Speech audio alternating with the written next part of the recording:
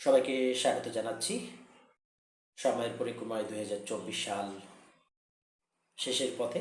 আগামীকাল আমরা একটি নতুন বছর পাব।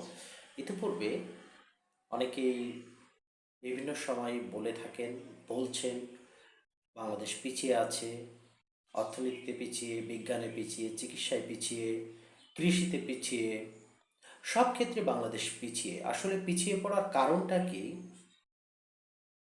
সবাই বলছে এই ক্ষেত্রে উন্নতি করতে হবে, ওই ক্ষেত্রে উন্নতি করতে হবে, কিন্তু উন্নতি করার পূর্বের যে ঘটনাটি সেটি আমরা কেউ বলছি না।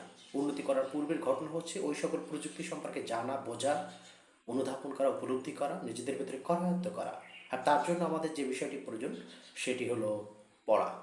আমরা যদি না পড়ি তাহলে আমরা জানবো না, আমরা উন্নতি করতে পারবো না। আপনাদের সকলকে জানতে হবে, পড়তে হবে। আসুন সকলে জানি, আর জানার জন্য পড়ি।